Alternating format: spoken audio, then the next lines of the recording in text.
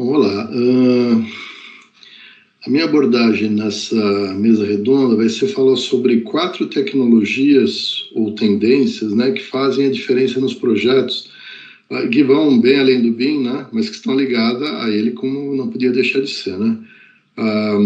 Eu digo tendências, mas na verdade todas elas já estão acontecendo hoje, já estão disponíveis hoje, estão sendo aplicadas hoje, tanto no exterior quanto no Brasil. Então é algo que, se você ainda não está usando, você precisa olhar com mais cuidado e considerar na sua estratégia de atuação profissional quando for aplicável, né?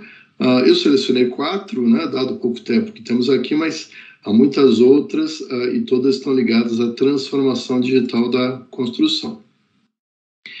Bom, a primeira delas, né, é ligada à análise de sustentabilidade, né? Os aplicativos de autoria BIM, eles estão começando a incorporar ferramentas de análise de sustentabilidade, na maioria das vezes como plugins, né? Então, eles usam o modelo BIM, a geometria e as informações do modelo, né? E conseguem internamente fazer as adaptações necessárias para o uso do modelo para análise energética. Tipicamente eles usam engines padrão, como o Energy Plus, o DOI 2 por trás, né, que é o algoritmo que faz efetivamente o cálculo, né, da simulação. Rodam essa simulação na nuvem, porque o processamento necessário é muito pesado, né? Normalmente a gente faz análise energética para 360 dias, né, do ano, ou seja, faz um ciclo completo. E aí as interfaces desses plugins produzem relatórios amigáveis com os resultados dessas simulações. Então isso efetivamente permite que mais projetistas consideram essas questões energéticas nos seus projetos. Usualmente a gente só tinha análise energética, ou seja, calcular o consumo de energia para condicionamento ambiental, né, ar-condicionado, e para iluminação, considerando as cargas térmicas e a iluminação natural, mas com um pequeno passo adiante já estão disponíveis outras ferramentas que permitem fazer análise energética, que a gente chama de fotovoltaics, né? Ou seja, isto é, analisar o potencial para a geração de energia elétrica por fonte solar. Aí, com isso, apoiar o projeto desse tipo de instalação também.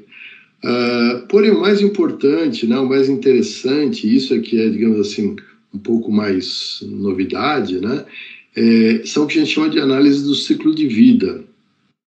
Ou seja, a gente analisar como os materiais e os processos empregados na obra impactam o meio ambiente. Porém, considerando desde a extração da matéria-prima, o seu processamento para a fabricação, né, o transporte, aplicação, uso, e depois, no fim da vida, descarte ou reuso, né, se for o caso. Então, com isso você consegue analisar um grande conjunto de parâmetros, né, como, por exemplo, geração de gases de efeito estufa, ligados ao aquecimento global, a eutrofização, que é quando você tem, durante a fabricação, a eliminação de alguns componentes químicos que acabam atingindo corpos d'água e causando proliferação de algas, etc., que vai estragar essa água. Demanda de energia para a fabricação desses materiais, tanto energia renovável quanto não renovável. Depressão na camada de ozônio, que já não é um problema tão grande quanto já foi, mas de qualquer forma, ainda assim, existem processos que liberam alguns gases que são prejudiciais às camadas de ozônio. Geração de resíduos tóxicos, etc. Então, você tem uma grande quantidade de parâmetros que você tem que analisar, né? As decisões de projeto referentes à sustentabilidade não são triviais, né? E realmente requerem embasamento em grande quantidade de dados. Eu aproveitei de citar aqui essa LCA Big, né? Uma ferramenta nova que surgiu recentemente, uma ferramenta oficial, né, usada na Dinamarca para as análises de sustentabilidade deles, né?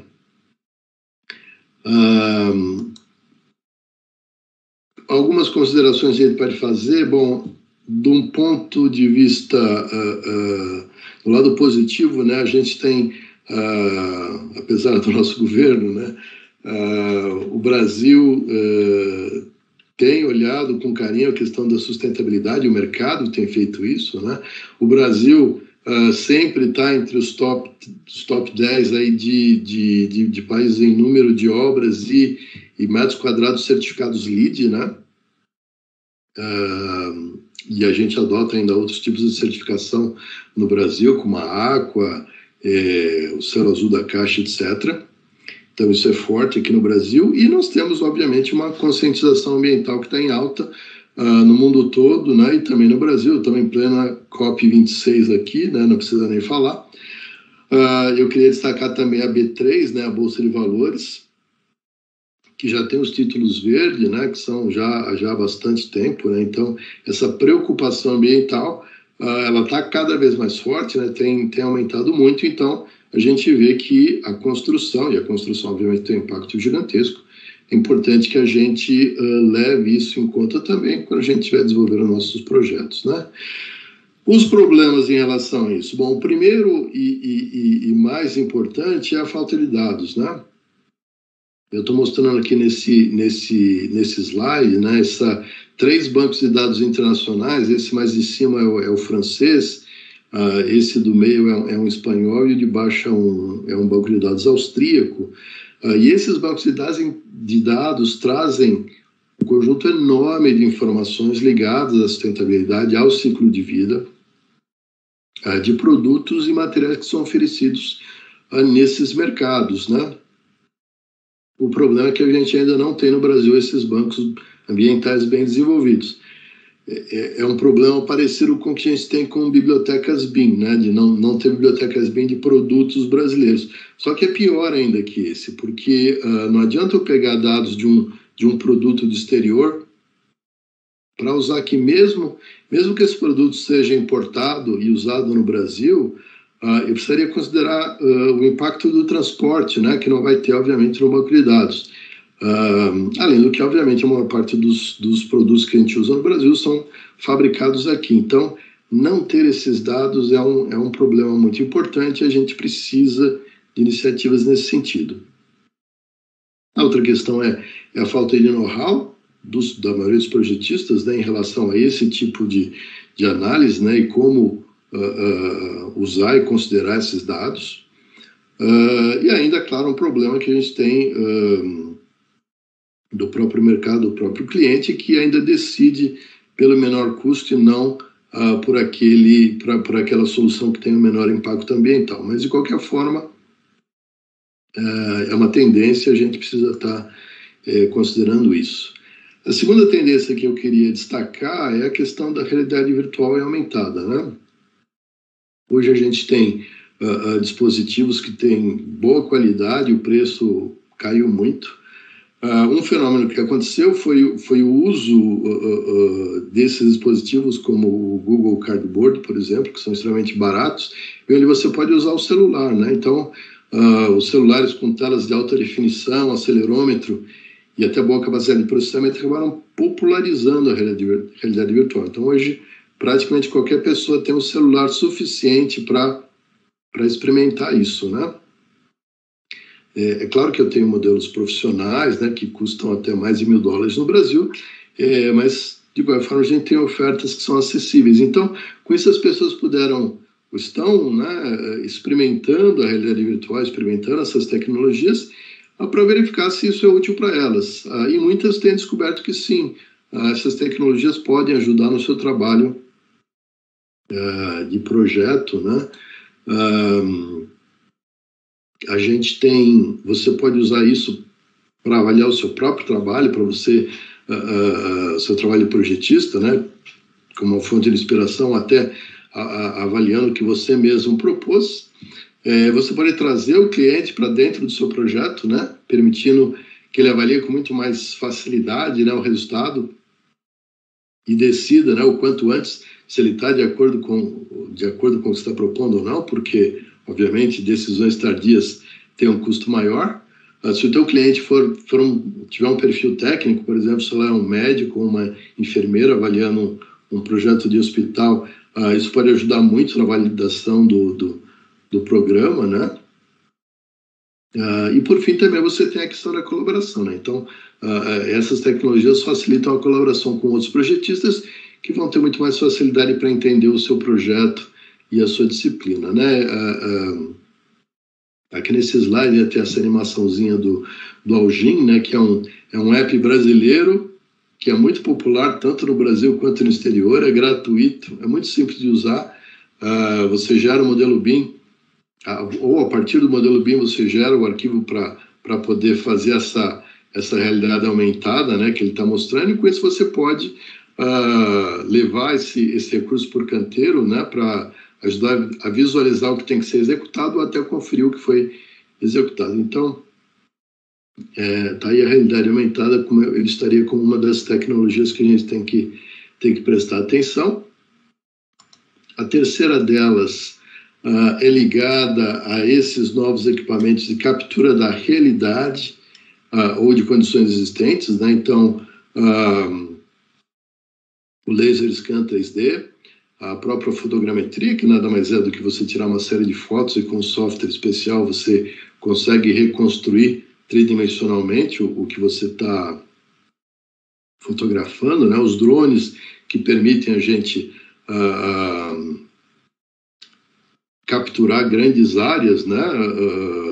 De forma muito rápida e simples, né?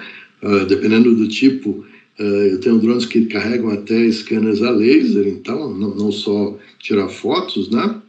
E a gente tem coisas mais simples também, como câmeras de fotografia 360. Então, essas tecnologias todas de captura de realidade estão cada vez mais baratas e acessíveis. São um avanço, eu julgo, importantíssimo, tanto para o projeto, digamos assim, Greenfield, né?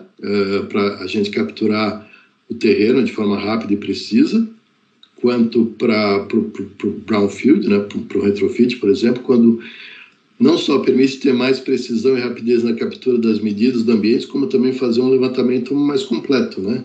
Evitando que você tenha que voltar a fazer novas visitas em campos para pegar uma medida que porventura faltou, né? Então, já tem várias empresas que trabalham com retrofit ou design de interiores que estão adquirindo os seus próprios equipamentos, né? Tem para alugar, naturalmente, mas estão comprando seus próprios equipamentos e treinando as suas equipes, né? As tecnologias de criação de modelo BIM a partir de nuvem de pontos avançaram muito, mas ainda não estão automáticas, né? Não é só apertar um botão. Porém, mesmo assim, mesmo que eu não gere um modelo BIM, é perfeitamente possível usar a própria nuvem de pontos para extrair medidas, visualizar o ambiente, né, que vai sofrer uma intervenção. Isso poupa muito trabalho e dá precisão ao levantamento, né? Também é possível usar essas mesmas tecnologias para monitorar o que está sendo realizado em campo e comparar com o projetado no modelo BIM que você tenha feito, né, no projeto. Aí tem muitas outras aplicações, como segurança do trabalho, patrimônio histórico, etc. Eu não vou entrar nessas questões, já que não é o foco dessa mesa. E a última que eu queria falar é ligada à questão da pré-fabricação, pré-construção, né? Então, hoje a gente já consegue fabricar partes de edificações ou até volumes, né? Módulos volumétricos completos, ambientes completos, né? Em ambiente industrial, onde eu tenho uma série de vantagens, né? Um ambiente extremamente controlado, climatizado, eu não estou em campo, né? Sujeito às intempéries, é um ambiente em que eu posso lançar a mão de mais máquinas, posso automatizar uma série de processos, de operações, e também otimizar isso, né? Como se fosse uma linha de montagem onde eu vou refinar aquele processo para chegar no máximo grau de eficiência, né? Isso obviamente traz mais qualidade, né, ao produto em si. Ele é feito,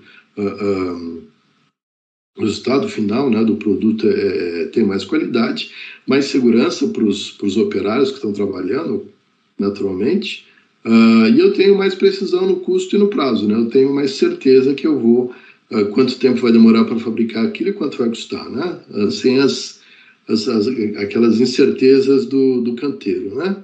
Com isso, obviamente, a gente tem menos desperdício de materiais, de mão de obra, de retrabalhos, menor risco, prazos menores, né? E muitas vezes demanda menos espaço no canteiro de obras.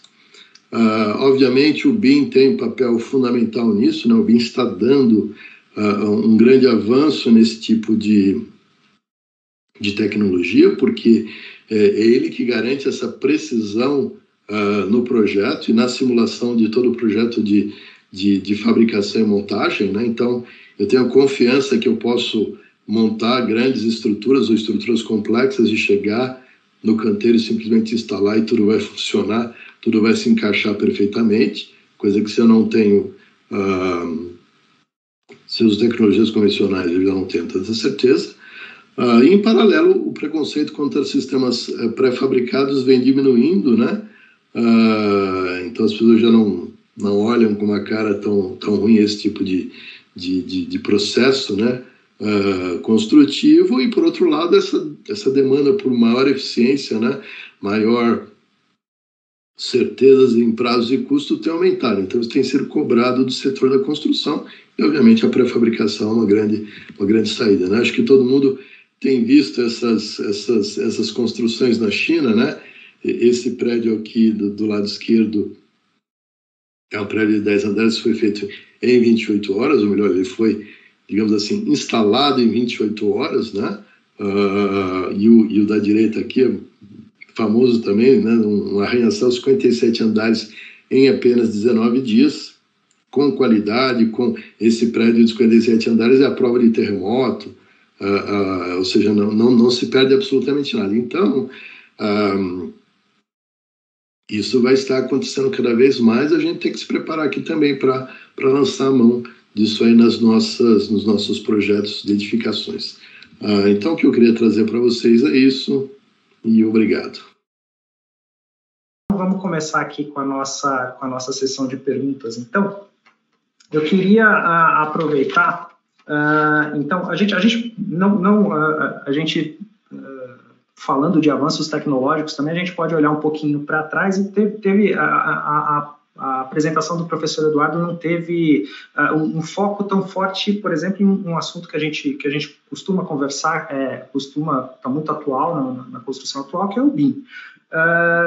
Eu queria aproveitar aqui, embora eu não tenha na apresentação, não fosse o foco da apresentação, mas eu queria que você comentasse, professor, um pouquinho sobre o estado de maturação do BIM nas empresas hoje, como que isso tem sido, como que isso tem evoluído ao longo do tempo, né? A gente sabe que o senhor acompanha isso há muitos anos e enfim, houve uma evolução bastante significativa nas empresas. Como que você explicaria um pouquinho como que está o estado da arte da adoção do BIM nas empresas brasileiras hoje?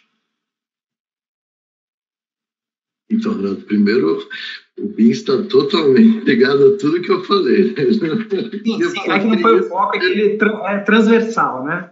Tem BIM, não tem nada naquilo que eu falei. Essa que é a grande coisa. Né? Então, não podemos nunca deixar o BIM para trás.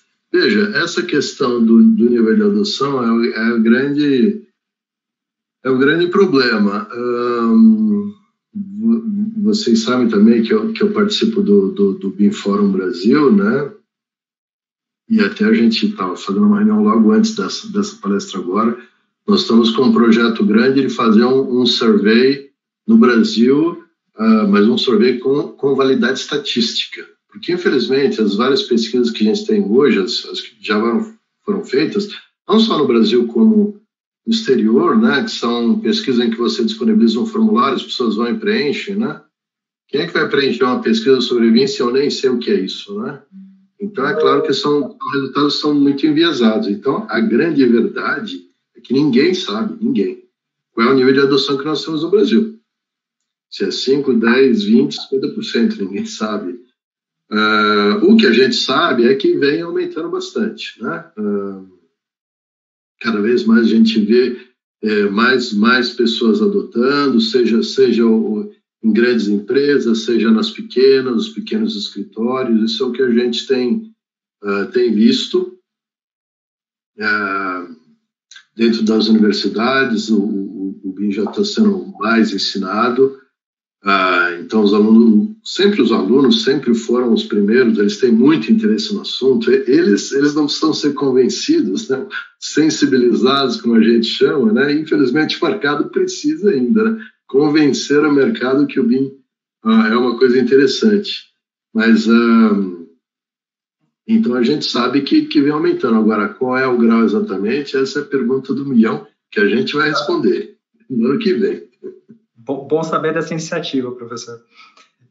Eu queria trazer então a opinião de outros atores sobre essa mesma pergunta, né? Então eu queria começar até com o Cássio Ferro. Cássio, você que está atuando aí na obra, né? No canteiro de obra e na construtora, na coordenação aí com os diversos atores. Como que você vê isso nas construtoras? Como que está a adoção nas construtoras, o estado dessa adoção nas construtoras? Bom, Renato, hoje a Rocontec é uma empresa que ela trabalha muito no mercado imobiliário, né? Construindo edifícios comerciais e residenciais. E infelizmente são poucos os projetos que a gente recebe numa plataforma como o BIM. Tá? A maioria são projetos em 2D. Temos sim construções em BIM também, que facilitam, né, a nossa vida em obra. No primeiro momento, com a quantificação e orçamentação da obra. Isso é o primeiro ponto positivo. E segundo, na parte executiva, né? Quando você faz, principalmente nas obras que tem grande repetição de pavimentos, que você faz o famoso protótipo, o BIM ele tende a favorecer exatamente a etapa que seria na escala 1:1, a gente consegue visualizar antes de ter um problema. Agora, o fato né, além de ser poucos os projetos, ainda mesmo os existentes, eles não são utilizados em sua profundidade, né? A gente vê, eu brinco muito com o pessoal, quando eu comecei a minha etapa na engenharia civil em 94, eu fazia orçamento de obra, né? Na verdade, levantamento de quantidade. Naquela época era uma folha de papel ao maço com uma calculadora 11C e pintando lá o projeto para fazer a conta no final do dia. E quando apareceu a primeira vez um computador no departamento, a gente conferia a conta do computador. Eu acho que o BIM está meio que nessa etapa, tá? A gente extrai informações do projeto, principalmente para quantificar, e via de regra a gente confere por muitas vezes, porque essa informação a gente não tem a garantia, né, vamos falar entre aspas, que ela é confiável. E por muitas vezes até na modelagem mesmo, a forma como ela é desenvolvida, você acaba achando erros de critérios de modelagem, por critérios de quantificação, erros até no dimensionamento, ou erro na quantidade de peças. Então, assim, mas são coisas que hoje deveria ter um uso mais profundo realmente da ferramenta para a gente poder realmente retroalimentar e confiar mais no projeto, né? Agora, na execução, sem sombra de dúvida, até aqueles projetos que a gente recebe dos incorporadores que não estão numa plataforma Revit, a gente acaba, às vezes, modelando um 3D, ou do todo, ou, às vezes, de algum ambiente específico, para a gente ter uma noção mais da execução com menos problemas de compatibilidade. Legal, obrigado, Cássio. Queria, então, passar agora a palavra para o Enio Canavello. Só lembrando aqui que o Enio ele tem um compromisso agora às 16, né? Então, ele vai continuar aqui com a gente até às 16. Então, só para dizer que daqui a pouquinho ele vai sair. Mas, Enio, então, queria que você comentasse, então, um pouquinho sobre a adoção do lado das empresas de projeto, e mais especificamente de projetos estruturais, né? Como que está esse processo? Queria que você fizesse uma avaliação efetiva de como isso tem evoluído, né? Como era, sei lá, 10 anos atrás e como que está hoje e como que a gente olha para o futuro. Tá, vamos lá. Eu abri escritório em 1986. Então, eu trabalhava num escritório antigo aqui na cidade de São Paulo, chamado Feitosa e Cruz. E lá a gente fazia os cálculos manuais. Era uma folha A4, uma calculadora, né? E quando eu abri o escritório em 86, a TQS estava iniciando e eu comprei o programa da TQS e conheci o Abra, que está aqui participando da da nossa mesa redonda. E a gente trabalhava ainda no sistema DOS, né? Os arquitetos estavam ainda no início, muito no começo do AutoCAD, né? Então os DWG ainda não tinham uma definição de qual que ia ser o sistema a ser adotado. E eu lembro que em 1988, 89 era muito comum a arquitetura editar as cotas. Um quarto de 3 metros era desenhado com 3 e ele cotava 2,60. E a gente sempre trabalhou sem as cotas, trabalhava com o elemento geométrico na tela, né? Hoje eu sinto que o BIM, a gente mais ou menos estamos, vamos dizer, nessa fase ainda, né, inicial, né, de agregamento das informações. Tem um problema sério de troca entre projetistas elétrico, hidráulico, estrutura, furo, paisagismo. Isso ainda a gente ainda não está, vamos dizer, arredondado essa fase, né? Um grande problema que eu vejo é que está se jogando muita narrativa de achar que o BIM é a solução, vamos dizer, de assertividade de projeto. Eu sou curioso, mas veja bem, quando o Eiffel fez a torre, né, em 1888, 2,5 milhões de rebits, a informação que eu tenho é que nenhum saiu errado. Mas eu sei que demoraram 3 anos de projeto e 2 para executar a obra. Hoje me dão 2 meses de projeto, né? E assim, o Cássio deve saber melhor do que eu. Cássio, a gente não tem mais andar tipo. O Eduardo mostrou 2 imagens, uma eu vi um prédio de 57 pavimentos, nada ao redor. Como é que eu faço isso na Rebouças? Diz para mim. Não deixa eu nem chegar um caminhão de concreto, não é verdade? Como é que eu trago um módulo com meio de afiação, túnel? É assim, é uma coisa interessante, né? A pré-fabricação, eu acho que é um futuro que a gente vai chegar lá, mas os grandes centros, a gente tem uma dificuldade gigantesca. Eu não posso andar com ferro, à noite eu não posso descarregar que faz barulho, caminhão de concreto. Quer dizer, assim, a gente está num ambiente bem perverso em relação a isso, né? E outra, nós ainda somos um país muito pobre. Desculpa, falar da Dinamarca, é assim, tem 5 milhões de habitantes. Se eu for aqui na Zona Leste, der um berro, sai 5 milhões lá, grita gol do Corinthians. Então, a disparidade é muito grande. A gente tem 300 mil pessoas morrendo porque não temos saneamento no Brasil ainda. A gente é um país ainda que temos que crescer, né? Eu acho que tudo bem, não temos que olhar, a gente tem que olhar o futuro, né? E com relação, Renato, há 5 anos atrás, ninguém me procurava nas minhas propostas para oferecer BIM. Hoje já está mais ou menos 70%, não importa se é edificação, se são residências, já me pedem, olha, você entrega em BIM, faz, vamos dizer, a tal da compatibilização via BIM. Então, eu acho que hoje existe uma tendência muito grande das construtoras e mesmo dos arquitetos, né? Quase todos eles trabalhar fazendo essa modelagem, vamos dizer, espacial, né? E eu ainda chamo de modelagem espacial porque o BIM é muito mais do que a modelagem espacial, mas o que está se vendo hoje é só ver a modelagem espacial, né? Não é agregado todo o resto, né? Então, o Abraham tem no programa dele de a gente fazer as armaduras jogar no modelo. Eu falo, posso pôr armadura no modelo? Não põe porque o meu computador não gira, ninguém sabe. Você me entrega a 2D porque eu tenho que mandar para corte e dobra, né? Tá certo? Mais ou menos é esse o panorama que eu posso te falar, Renato. Obrigado, Enio. E aproveitando, então, o gancho, eu queria perguntar para o Abraham, então, como que é a sua experiência do ponto de vista de quem desenvolve o software, né? A TQS Informática, como que você tem lidado com essa questão nos últimos 5, 10 anos, né? Como que está no estado da arte? Qual que é o estado da arte hoje, do ponto de vista dos softwares, principalmente para os engenheiros estruturais, né? Boa tarde aí.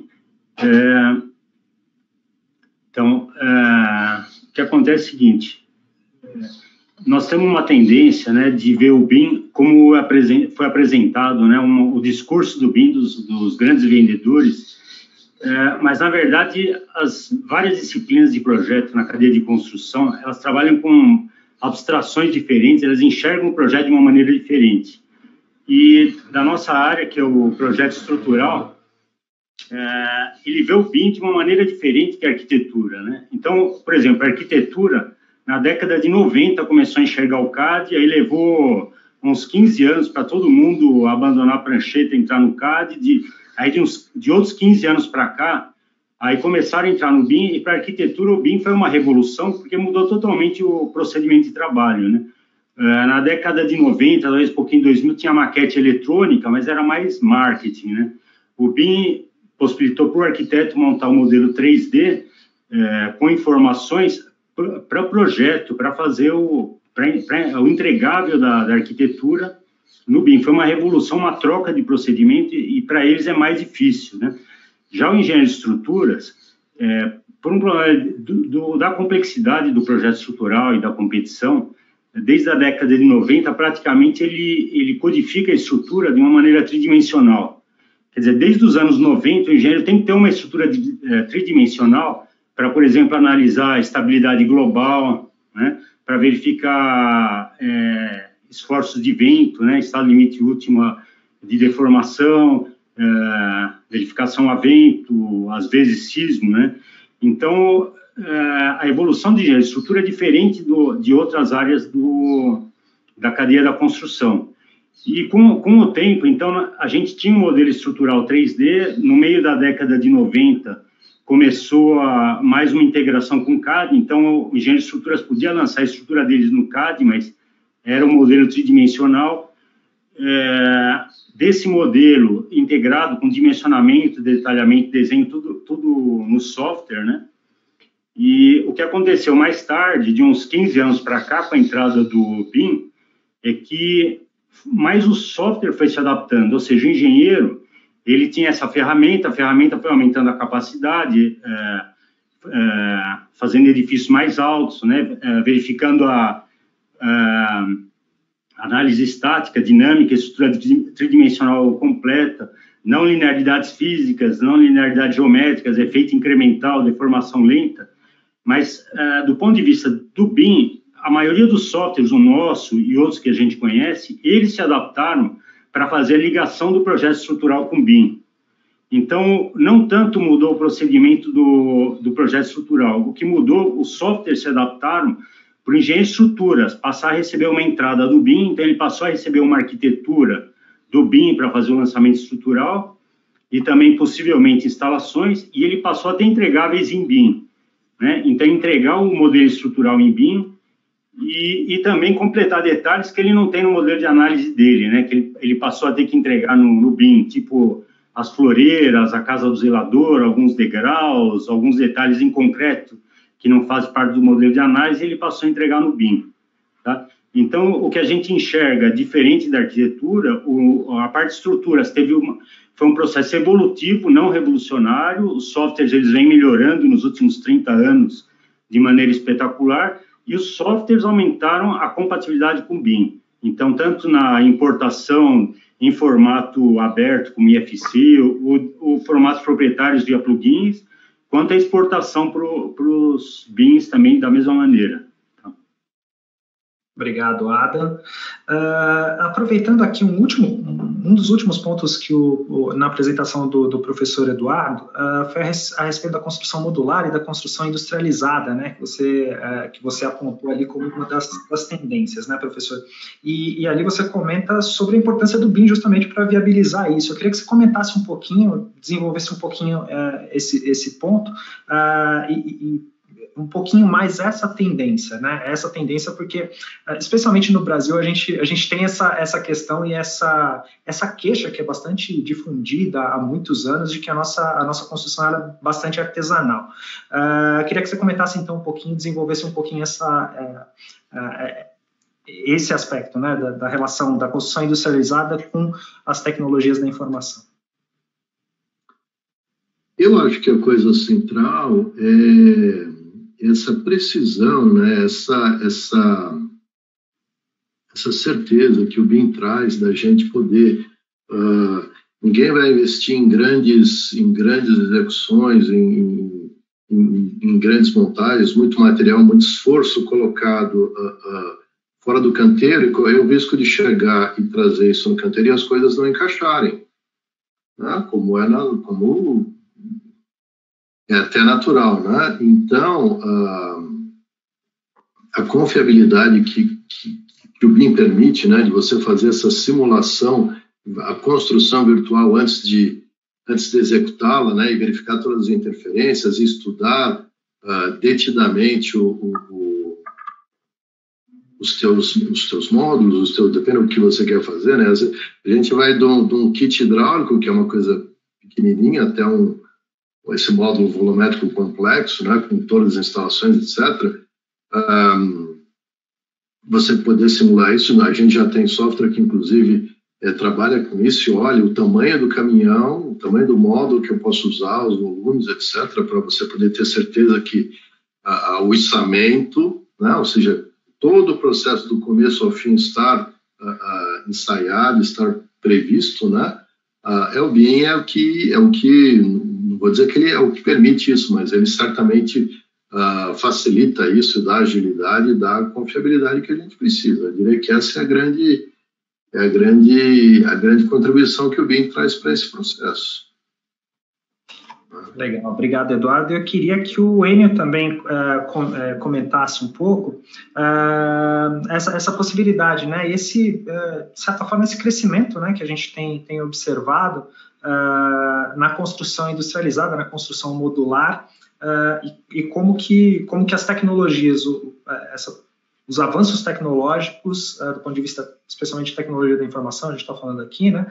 Mas como incentivam a industrialização na área de estruturas.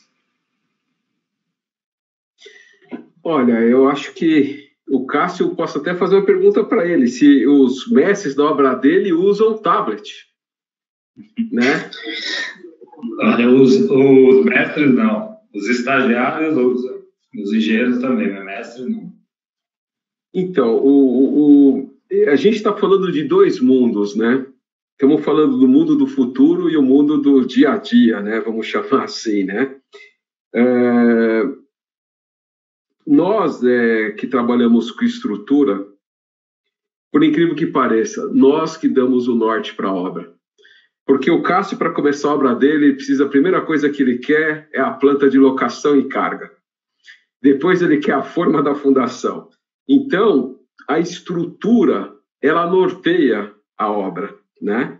O único documento que ele pede é nosso. Depois, eu não posso chamar de complementares, né? Porque todos fazem parte do processo, vamos dizer, né? Que é ar-condicionado, instalações elétricas, hidráulica, a gente chama de complementar, mas é um termo errado, né? Na verdade, eles se agregam à estrutura, né? Então, na hora que a gente está falando de tecnologia, né? Ainda no Brasil, o concreto é um material muito barato, né? 1 metro cúbico custar R$400, R$450, que significa 1 litro custar 45 centavos, é muito barato. Então, se a gente vai para estruturas de aço, né? O preço nessa pandemia subiu assustadoramente. A gente tem uma tendência, está começando a se falar mundialmente no uso da madeira, né? Eu acho que é uma tendência que tem, né? Está começando nos países nórdicos, né, de fazerem prédios de estrutura de madeira. Eu acho que aqui também vai começar a ter isso, o professor Eduardo falou que um dos primeiros itens da palestra dele foi sobre sustentabilidade, né? Eu creio que esse vai ser um dos caminhos a ser seguido, tá? Mas o que a gente também tem que perceber é o seguinte, o sistema predial, para quem está comprando, que deu, vamos dizer, custou aquilo para ele, né? É o que a gente chama de vida útil, né? Quer dizer, a gente prolongar a vida útil, né? A gente está falando em retrofits de prédios da década de 30 e 40, que a gente vai começar, já começamos, aliás, a fazer isso, né? É ficar com essa preocupação da vida útil, né? Porque isso também tem a ver com sustentabilidade. Eu não vou pegar um prédio e implodir. Então, é mais fácil a gente usar ele, inclusive problema de direito adquirido, regras diferentes, vamos dizer, de recuos, né, de tentar recuperar, né. Eu tenho feito alguns projetos na cidade do Rio de Janeiro, né, porque está tendo uma troca, né, vamos dizer, dos prédios antigos, estão sendo retrofitados, né. Na cidade de São Paulo tem muito poucos ainda, mas acho que é uma tendência de mercado a gente começar a trabalhar no retrofit, né? E na questão da fabricação, o que eu sinto mesmo é o seguinte, eu não posso fazer nenhuma peça maior que 3,20 metros, porque senão eu tenho um problema de batedor, não consigo sair da Castelo Branco, entrar na cidade de São Paulo. Eu tenho um problema de viaduto, eu tenho esse problema de transporte numa cidade muito grande, muito sério, então eu fico meio atrelado, né? Curiosamente, eu fiz um projeto de uma passarela aqui na São Carlos de Pinhal. Assim, tem que fazer 6 meses antes. Você tem que conversar com o CT, parar a Paulista, parar a Brigadeiro Luiz Antônio, 3 guindastes no meio da rua, trabalhar de madrugada para colocar. A gente trouxe a passarela inteira, entendeu? Montamos a passarela de uma única vez. Mas é uma loucura, vamos dizer, a parte também burocrática do processo, entendeu? Né? Só uma curiosidade, Renato, há 20 anos atrás, eu fui chamado por uma consultora para fazer a sede de uma empresa grande, esquina da Berrini com a Marginal, um prédio pré-fabricado, um prédio de 9 lajes, pré-fabricado com 4 subsolos. Projeto super, assim, bem pensado. Mas a única questão me perguntou o seguinte: como é que vocês vão descarregar uma viga de 20 metros no meio da marginal? Vocês vão parar a marginal, colocar 2 guindastes para atolar? Eu falei, não tem sentido. Você entendeu? E curiosamente, a gente fez a obra com a Atex, É um projeto, assim, que deu nome para a Atex porque a gente conseguiu dar uma rapidez na obra. Eram 2 torres, eram 2.000 metros quadrados, a gente fazia 2.000 metros quadrados em 11 dias, né? Entendeu? Né? Mas é isso que eu podia comentar, Renato. Legal, obrigado, Enio. Cássio, você que está também você é o cara que está na obra, né? Então eu queria que você comentasse então um pouquinho sobre essa possibilidade da adoção dos softwares, né? Ou da possibilidade de se utilizar o BIM como um driver que estimula a construção industrializada, a construção modular, e como que você enxerga isso aí na ponta, né, na ponta da construtora. Acho que completando na verdade, continuando o que o Eduardo falou, né, acho que não tem a parte de construção modular se não existiu o processo anterior em BIM, né. Eu já tentei inúmeras vezes, tá, e vou falar até por momentos de mercado do Brasil, como a nossa construção civil, infelizmente, aqui é muito sazonal, são altos e baixos, é uma montanha-russa, todo ano sobe e desce. A gente já estudou projetos que era convencional para pré-moldado para metálico, e toda hora você está reestudando, voltar para trás e para frente, é uma loucura.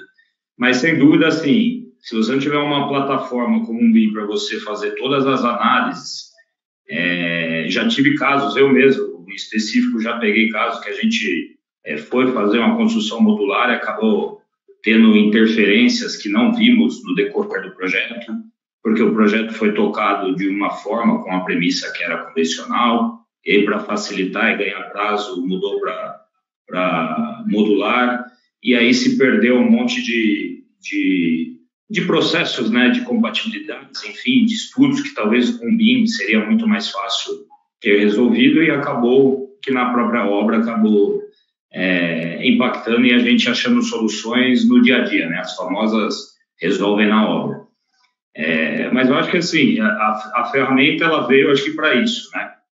Eu vejo que no Brasil, o Enio acabou de comentar sobre metálica, né.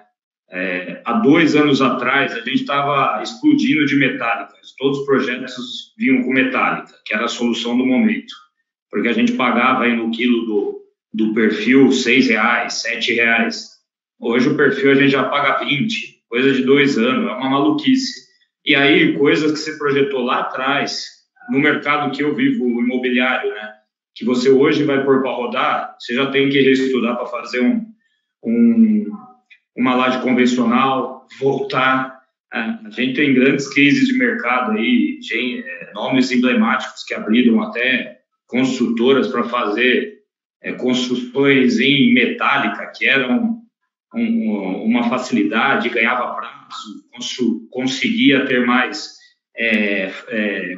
partes modulares, né, na construção, para deixar um pouco a mão de obra artesanal, e que deram errado. E não deram errado porque foi ineficiente, deu errado porque, infelizmente, pegou todo esse sobe e desce de mercado, commodity explodindo, e hoje já vi projetos em metálica voltando para trás e seguindo convencional. Às vezes até imitando uma viga metálica na estrutura de concreto. Exatamente por causa de custo. Mas, sem dúvida, acho que se não tiver você trabalhar num 2D para fazer essas mudanças, o que vai acontecer é o seguinte, você vai fazer o projeto dentro do canteiro de obra. Você vai estar no dia a dia, na escala 1 para 1, resolvendo. Se você tiver uma ferramenta assim que te proporcione essa facilidade, você vai conseguir antecipar um pouco mais os problemas. Obrigado, Cássio. Bom, eu tenho uma proposta aqui de fazer um rodízio aqui entre os palestrantes, mas como a gente tem, o Enio tem um compromisso agora, eu vou direcionar a próxima pergunta para o Enio, para ele só responder a última pergunta aqui, depois, Enio, você tá liberado. Mas eu queria que você comentasse, Enio, a respeito de um outro ponto que o professor Eduardo trouxe, que é o uso de realidade virtual, a utilização de realidade virtual, realidade aumentada, né, no canteiro, na obra, no projeto, e essa visualização entre o realizado e o que se projetou. Queria que você comentasse um pouquinho, porque em outras palestras aqui, inclusive que a gente já fez aqui no portal ICWeb, de outros projetistas consagrados aqui do Brasil, a gente já viu algumas apresentações justamente em que se usa isso na área de estruturas. Então, eu queria que você comentasse um pouquinho sobre os benefícios, né, sobre como você vê essa questão do uso da realidade virtual, como isso pode beneficiar o projetista e, eventualmente o que você projeta para frente, o que você olha para frente sobre essa possibilidade para os projetistas de estruturas. Olha, Renato, eu vou ser honesto, né? A tendência de um projetista é deixar, vamos dizer, o tal do andar tipo o mais limpo possível, né? Então, a gente tem uma tendência muito grande os vãos ficaram bem maiores, né, do que acontecia há 30 anos atrás, né? Nós ainda aqui na cidade de São Paulo, diferentemente da cidade de Fortaleza, a gente usa pouco a proteção, né? Então, a gente trabalhamos com as lajes mais espessas. É muito normal as nossas estruturas ainda ter a viga de borda, né, porque ajuda também para remate de caixilho, mas quase todos os empreendimentos que eu tenho trabalhado, não importa se é um estúdio ou um apartamento de 500 metros quadrados de alto padrão, a nossa tendência é quase que eliminar as vigas internas dentro da unidade. Então, normalmente eu fico só com as vigas periféricas, vigas de corredor, caixa de escada e dos elevadores, né? Eu acho que a realidade virtual aumentada, eu acho que ela tem mais a tendência de ajudar os outros projetistas, né, na parte de instalações, torneira, vaso, quer dizer, mas eu sou honesto, eu nunca tive que usar dessa ferramenta para explicar um projeto estrutural, né, porque a tendência do projeto estrutural realmente é não atrapalhar os outros, vamos chamar assim. Quando eu coloco uma viga, aí precisa furar aqui, furar lá, é ar-condicionado. Então, aí tira a viga, sobe o problema, vamos dizer, né? Então, não sei, desculpa te falar, Renato, eu não tenho usado essa ferramenta para efeito estrutural. Eu vejo ela quando eu participo das reuniões, o resto da equipe, né? Mas na estrutura, normalmente, eu não tenho usado porque existe vamos dizer, uma tendência, como eu estou te falando, da estrutura ser o mais limpa possível, né? Hoje você tem vãos grandes, normalmente, você tem essa tendência, né?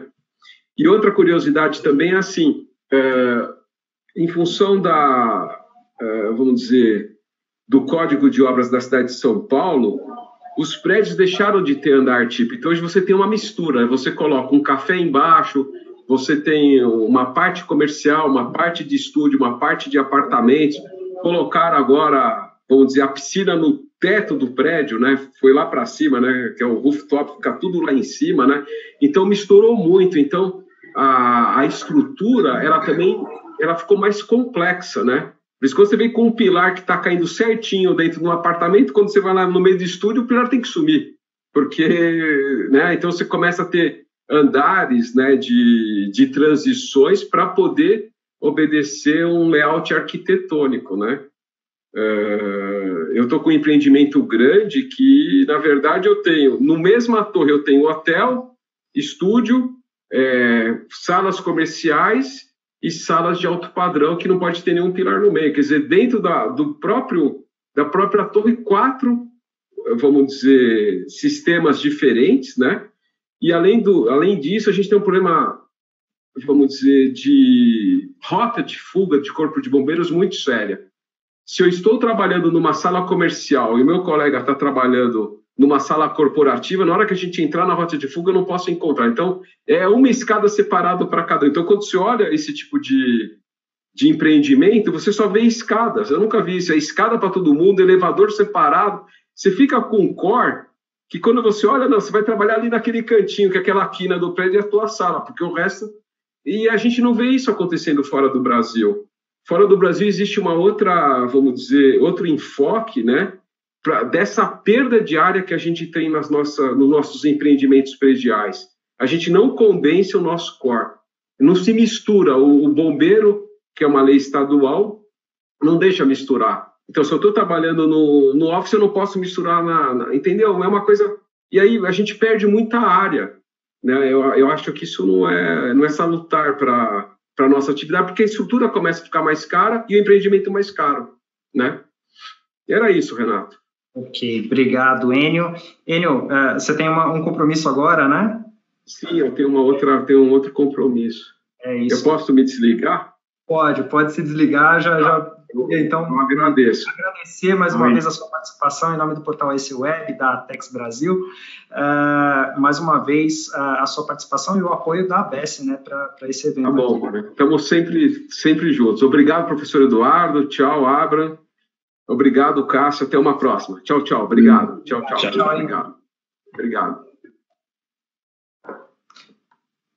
Professor, bom, continuando então aqui, eu queria então que o professor Eduardo Toledo então comentasse um pouquinho sobre essa questão, né, do uso da realidade virtual, quais são os desafios desse momento, né, da realidade virtual não, da realidade aumentada, né, com o uso de dispositivos móveis no canteiro, quais são as oportunidades aí e práticas, especificamente aqui no contexto brasileiro, né? Como que você comenta essa questão?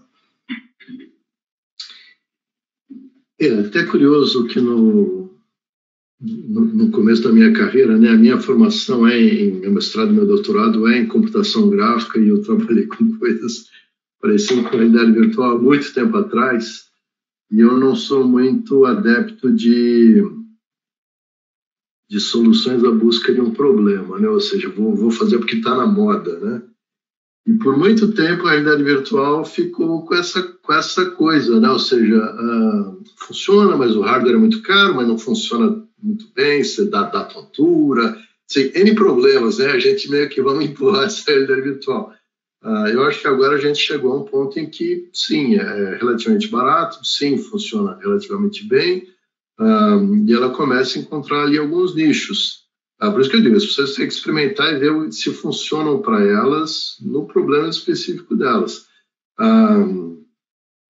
Em essência, é uma ferramenta de visualização. Então, para você trazer isso junto ao cliente, eu acho que é muito bom. Eu acho que permite, principalmente para esses usuários que não são técnicos, eles conseguirem enxergar as coisas mais claramente. Então, como mencionou até o Enio, né, mais para arquitetura, certamente, eu acho que é um nicho importante, mas também para aspectos técnicos, né, no canteiro tem o potencial de você entender uma instalação mais complexa, em geral não a estrutura, talvez uma forma, alguma armadura diferente, algum processo de montagem mais complexo, acho que tem um potencial aí. mas principalmente para instalações. Eu acho que cresce uma área de você verificar o executado, poder comparar de uma maneira simples, rápida, o realizado com o planejado. Mas ainda é uma tecnologia que está maturando. A gente tem uns softwares, a concepção toda da ideia é relativamente simples. O que a gente precisa é melhorar, digamos assim, a usabilidade, as interfaces, né? Transformar isso numa coisa mais...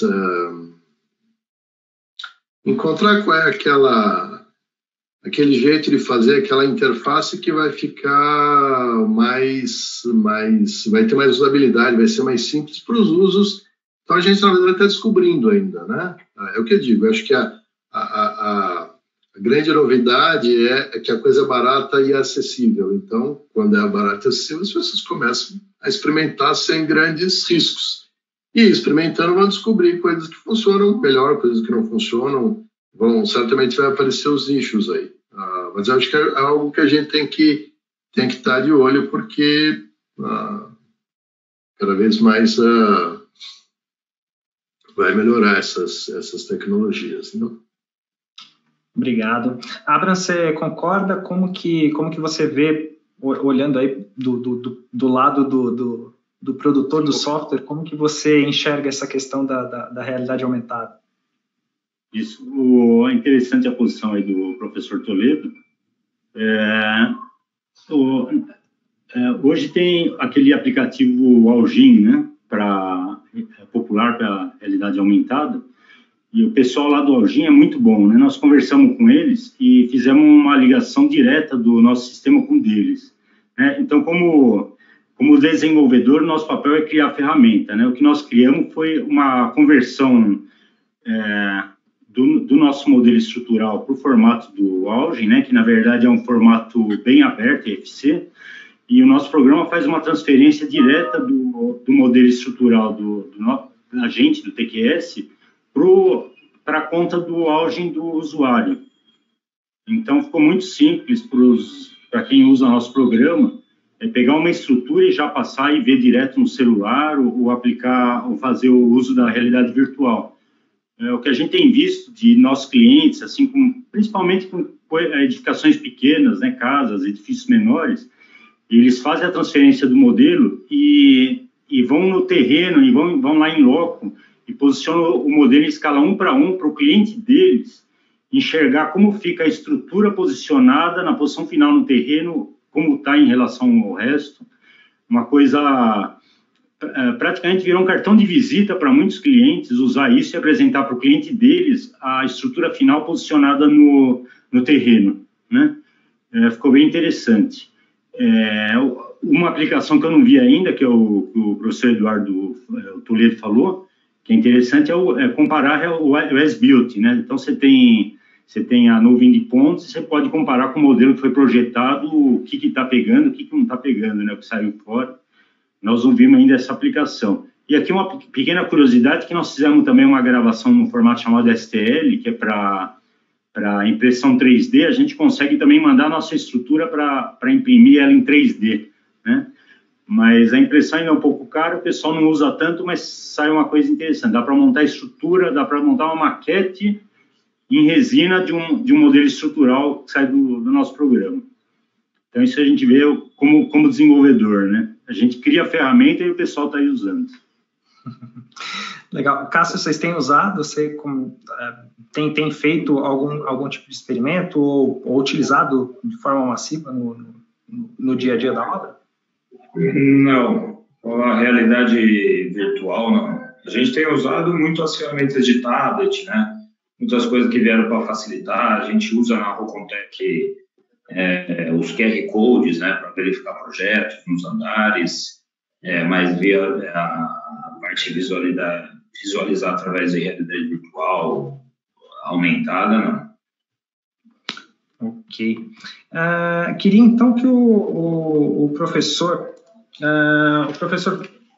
e o Abraham comentassem também a respeito do desafio, né, de integração entre essas informações 3D, ou as informações desses modelos que são capturados, né, as nuvens de pontos, esses dispositivos de captura da informação da realidade, ou mesmo de produção do modelo construído, mas a integração dessas informações e das informações em bancos de dados, né? E a integração, para que, de fato, todos os atores consigam aproveitar da melhor forma as informações que existem ali. Como que isso... como que é a questão da qualidade da integração dessas informações hoje e qual que é o potencial, né? Qual o caminho para que isso deve seguir para que seja bom, para que seja produtivo para todos os atores aí integrados na cadeia da construção. Você se refere especificamente à nuvem de pontos, Renato? Essas coisas ou... As integrações das informações nos bancos de dados, né? Para um modelo construtivo. Na verdade, em princípio, o modelo BIM deve carregar essas informações todas. Eu também não sou daqueles que defendem que tem que jogar tudo dentro do modelo BIM, não acho que isso é o mais adequado. Acho que deve haver essas integrações com bancos de dados externos quando necessário. Nós temos ainda, está relacionado à interoperabilidade, né? Não é uma coisa ainda 100% resolvida. A gente recentemente tem tratado, o painel aqui é de edificações, né? Mas a parte de infraestrutura tem avançado bastante e aí também é um problema maior do que para edificações, mas a ideia essencial é você ter todas as informações do modelo, né? E entender que o modelo BIM vai muito além da geometria. Uma coisa que a gente sempre gosta de chamar atenção é que da semântica ligada ao modelo, ou seja, não é só que eu tenho informação lá dentro, mas é uma informação que o computador conhece, que o computador consegue entender o que é aquilo e o que aquilo significa. E com isso ele consegue ajudar muito mais a gente, né? Ele consegue interpretar a informação, né? E aí você joga outras tendências que eu não coloquei na minha palestra, mas que são ligadas à inteligência artificial, por exemplo, ou processamento quase infinito que a gente tem na nuvem. Então a gente vai poder, com esta informação integrada no modelo e uma informação que tem associado a semântica, o significado, a gente vai conseguir fazer coisas muito mais interessantes, de apoio ao projetista, efetivamente, que hoje a gente tem que fazer meio manualmente. Aí o computador vai passar a ajudar mais a gente, né? Mas vendo para o futuro. Eu vejo mais ou menos por aí, né? Ajudar a gente, inclusive, a questão das nuvens de pontos, né? Interpretar isso automaticamente. Eu acho que a inteligência artificial é uma grande saída para a gente poder fazer isso de forma mais simples do que a gente faz hoje, que depende muito da interpretação do ser humano, né? Abram, quer comentar? Sim, isso que você falou, na verdade, como que o BIM está chegando lá da construtora, né? Fora do que o Cássio falou, que às vezes que eles tentam ter um modelo, às vezes eles têm que refazer o modelo. Nós aplicamos um pouco nessa área por um tempo, ainda não foi tanto para frente, mas nós chegamos a criar um serviço para receber do projeto estrutural todos os entregáveis, né? Todos os desenhos de detalhamento, plantas de formas, 2D, 3D, lista quantitativos, materiais concreto, aço, para subir num servidor e estar acessível do lado da construtora, por exemplo, para acessar via tablet, né? Então, aí no caso específico do acompanhamento da execução da estrutura, né? Não do empreendimento todo, mas como a gente está do lado do projeto estrutural, que nós fizemos foi um serviço para acompanhamento da estrutura, então que num dado pavimento, o engenheiro pode pegar a planta de formas, então no tablet conferir forma, conferir armação, depois preencher os mapas de concretagem para, em caso de alguma patologia, algum problema, ir atrás e achar o lote do caminhão que chegou, Inclusive, a gente chegou a fazer uma experiência rápida aí com a Rocontec, lá o pessoal do Mário, né, que foi meu colega de escola.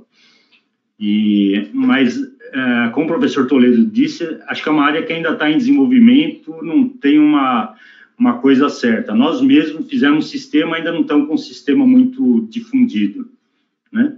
Mas é uma área que deve crescer muito, porque a tendência realmente é automatizar e racionalizar todas as áreas aí da cadeia da construção, né? Do projeto até a construção e funcionamento. Legal. Cássio, aliás, o Abraham comentou aqui a respeito de um trabalho que eles fizeram com a Rocontec. Queria que você comentasse, então, um pouquinho sobre como que é esse trabalho que vocês têm de desenvolvimento tecnológico, seja de tecnologia da informação, seja, inclusive, com fornecedores, esse trabalho que vocês têm de inovação, de desenvolvimento técnico junto com os fornecedores. Como que vocês costumam trabalhar? Hoje, até pelo nome da Rocontec, né, que já tem a tecnologia empregada, hoje a gente trabalha com fornecedores parceiros, né, que a gente faz um processo de homologação, né, aqueles que estão dentro de casa, que a gente chama. Com esses fornecedores, a gente trabalha no desenvolvimento. Anualmente, a gente tem um trabalho de grupos de estudo, né, que desenvolve tecnologias, independente de ser, além das pontuais em cada obra, mas a gente tem de processos, né? Então, o que o Abra falou foi uma delas, foi um teste que a gente fez. A gente desenvolveu a plataforma de acompanhamento de evolução física e financeira de obra também, através de aplicativo de celular, que facilitou. Semanalmente a gente tem relatórios que demonstram a evolução física de obra. Tudo isso veio de um trabalho de base, né, com os próprios engenheiros desenvolvendo com os fornecedores parceiros essas ferramentas e plataformas de trabalho. E além disso, com fornecedores, assim como a Tex mesmo, que a gente pôde ver na apresentação aí, a gente vem desenvolvendo soluções, né? Soluções de tecnologias. Então, soluções que vão desde, como o Eduardo falou, do simples kit hidráulico, coisas do tipo, como soluções de fachadas pré-moldadas, uso de forma que maximiza o uso em vez do famoso 18 uso. Então, tem soluções técnicas mais pontuais para determinado tipo de projeto e tem soluções mais de processo mesmo. Tudo isso é feito num grupo interno, junto com os fornecedores parceiros e os projetistas, né? Que é o que a gente fala. Sempre o começo do processo nasce lá no produto, né? Já no desenvolvimento do projeto. Dificilmente, quando ele não nasce já pensado, e você quer transformar, é o que eu falei lá atrás, né? Você começa tendo que resolver problemas do desenvolver da obra, e isso não é bom. Legal, obrigado, Cássio.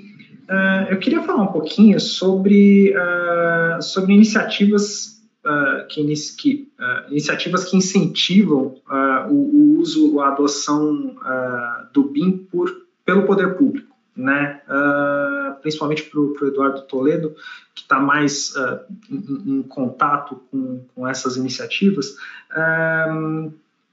Eu queria que você comentasse, Eduardo, sobre como isso está sendo, como está essa discussão no país hoje, e como você vê a possibilidade de adoção efetiva do BIM na contratação de obras públicas, especificamente, de infraestrutura, né? Veja, eu acho que a gente teve um grande marco no país, que foi a estratégia BIM-BR, né, que foi desenvolvida em finalzinho de 2017, durante 2018, que estabeleceu efetivamente um dos seus estados é o roadmap, né? Uma direção clara, com metas, né? Isso aconteceu no finalzinho do governo anterior, quando entrou o novo, todos os ministérios. O ministério que fez isso na gestão passada era o Ministério da Indústria, Comércio Exterior, né, que se fundiu com outros 3 no Ministério da Economia, Então, muita gente que tinha já adquirido uma certa expertise em BIM, ou pelo menos entender muito claramente o que era isso, essas pessoas se perderam, né, foram transferidas para os outros ministérios e essa prioridade caiu lá dentro. Depois nós tivemos, aí sim, o lançamento do decreto 10.306, que estabelece, então, a obrigatoriedade, né, que é uma coisa que a gente tinha feito lá junto à estratégia, mas que o decreto em si não saiu, foi sair 2 anos mais tarde, então, que estabelece esses projetos pilotos. Esse decreto é muito cantado em verso e prosa, mas de verdade, quando a gente lê, sabe que o impacto dele é restrito. Ele mostra uma direção importante, isso sim, mas as obrigatoriedades que ele coloca são exclusivamente para os projetos piloto. E aí tem o impacto, né? Por isso que a gente, se fosse mais ambicioso, a gente estaria vendo mais resultados. Então, a gente tem lá uma coisa importante, Secretaria Nacional de Aviação Civil, né? Então, do jeito que está colocado lá, não se faz mais aeroporto no Brasil, aeroporto regional, com dinheiro do governo federal que não tenha BIM. Porque ou ele é de média ou alta relevância. Nos 2 casos, você vai precisar de BIM.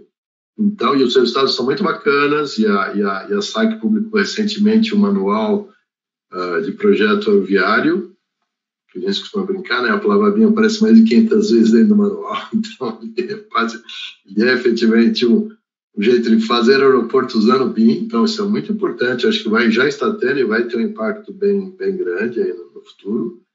Na parte do DENIT, né, que também está ligado a uns projetos piloto, o DENIT tem avançado. E na parte das Forças Armadas, que são os outros, Marinha, Exército, Aeronáutica, que são os outros projetos piloto, mas então a gente vê qual é o efeito desse tipo de iniciativa para impulsionar a adoção.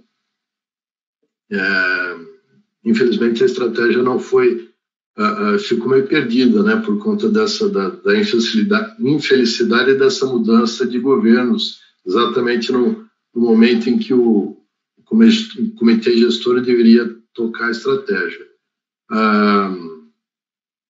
Mas acho que tem iniciativa, a gente está vendo nos governos, várias cidades, né, governos municipais, governos estaduais, a gente tem o COSUD, né, que junta os estados aí do Sul e Sudeste, e tem lá uma iniciativa, né, a gente tem visto várias coisas nesse sentido. Não avança na velocidade que a gente gostaria, naturalmente, mas há sinais interessantes. E como que você vê no cenário internacional? Porque a gente está falando aqui do cenário nacional, né? Que, enfim, a gente tem aí um caminho a trilhar aí na adoção das obras públicas no Brasil. Lá fora, você tem percebido que está mais desenvolvido ou ainda também tem alguns desafios ali a serem superados na efetiva adoção do BIM em obras públicas? Não, sem dúvida. Isso obviamente varia de país para país, né? E a gente tem aquele problema que eu já mencionei, que não existe pesquisa internacional confiável, né? Com controle estatístico da sua amostra, para dizer, olha, a adoção é X% mais ou menos, que nem a gente vê em pesquisa eleitoral, né? Margem de erro é tanto, isso a gente não tem. Então, mas a gente vê nos países nórdicos, na Finlândia, na Dinamarca, que eu acabei de citar, na Noruega, são países onde já se faz assim, Holanda, muito forte, Estados Unidos, Inglaterra, nunca, né? Para não falar da Inglaterra, que é talvez a líder nisso, mas a gente vem crescendo na Espanha, Itália, Alemanha, que chegou meio atrasado na história. A Alemanha aplicou muito bem internacionalmente, né? Dentro dela meio atrasado, mas agora também já está fazendo, então isso está espalhado. China, potência nisso também. Então o mundo vai avançando. O Enio até falou, né, que a nossa realidade é diferente, mas é interessante, né? Será que a gente tem dinheiro? A gente tem dinheiro para errar, a gente tem dinheiro para refazer, a gente tem dinheiro para atrasar a obra, mas a gente não tem dinheiro para aplicar em tecnologias a desenvolver processos que vão evitar justamente a gente desperdiçar dinheiro. É estranho isso, né? Então, na verdade, o fato da gente não ter tantos recursos e não ser tão avançado é mais motivo para a gente correr atrás disso, porque são tecnologias. Se a gente fosse bilionário, a gente pode torrar dinheiro à toa, mas como a gente não é, a gente tem que buscar o que dá mais eficiência, né? E entender isso, né? A gente faz um investimento agora para colher isso mais tarde e ele se pagar. O retorno de investimento no bem em geral, muito rápido, né? Então, pelo menos quem implementa e traz informações do mercado é o que relata, né? E o mundo está vendo isso, né? E a gente que trabalha aqui no Brasil e o país é aberto, a gente vê cada vez mais essas empresas vêm de fora. A Inglaterra, na estratégia dela, falou, nós queremos aumentar 50% o valor das nossas exportações de construção. Explicitamente dizendo, nós vamos construir mundo afora, nós vamos fazer projeto mundo afora. Então, a ISO 19650 é uma norma nova da ISO, né, que justamente estabelece a forma de gestão da informação usando o BIM. Aí é uma norma que tem sido adotada no mundo inteiro, né? Inclusive no Brasil, a nossa já está, nossa versão NBR ISO 19650 já está na boca do forno aí saindo. Então, isso vai padronizar um jeito de gerir essa informação do BIM no mundo inteiro. Então, nós estamos, eles já sabem como fazer, e vice-versa, né? Então, a gente tem que no mínimo, nos prepararmos, nos mantermos par a par para essa potencial concorrência, né? Por aí. Legal, obrigado, Eduardo. Bom, a gente está se dirigindo aqui ao final, nosso tempo está acabando, então já queria me despedir, então. Queria agradecer mais uma vez a participação e a colaboração, contribuição de cada um de vocês. Eu queria começar pelo professor Eduardo Toledo Santos. Professor, obrigado pela sua palestra. Parabéns pela palestra, muito obrigado pela sua apresentação e pela contribuição aqui no nosso debate hoje. Obrigado pelo convite. E eu deixo a mensagem, né? O Benny falou umas coisas do caso também, né? E muitas de problemas do BIM, etc. Muitos dados estão ligados à falta de maturidade do mercado ainda. Então, esses problemas não devem ser barreiras para a gente. Ao contrário, nós temos que entender que lá na frente funciona muito bem, só que nós não chegamos lá. Então, vamos começar a caminhar. Mas quem não começou a caminhar, entra nesse caminho. Quem já está lá, vamos acelerar, que a visão lá para frente é bem positiva. Tem que dar um passo de cada vez, né? É isso aí. Obrigado, professor, mais uma vez. Abraham, obrigado mais uma vez em nome do Portal IC Web e da Atex Brasil. Obrigado, Renato. Obrigado aí ao pessoal daí do Construmit, a IC Web. Muito obrigado pela oportunidade aí de participação nesse evento. Obrigado, Abraham Belk, sócio-diretor da TQS Informática. E agradeço também ao Cássio Ferro, que é gerente-geral de obras da construtora Rocontec. Cássio, mais uma vez, obrigado pela sua participação, pela contribuição aqui hoje. Eu que agradeço, Renato, a oportunidade. Parabéns ao Eduardo Toledo pela palestra e apresentação e a todos que contribuíram. Mais uma vez, obrigado. Então, em nome do Portal IC Web e da Atex Brasil, eu queria agradecer a vocês. A gente vai seguir com a nossa programação agora. Vou pedir para vocês, então, desligarem câmera e microfone para eu continuar aqui, mas eu me despeço de vocês. Mais uma vez, muito obrigado. Um abraço. Até mais. Obrigado.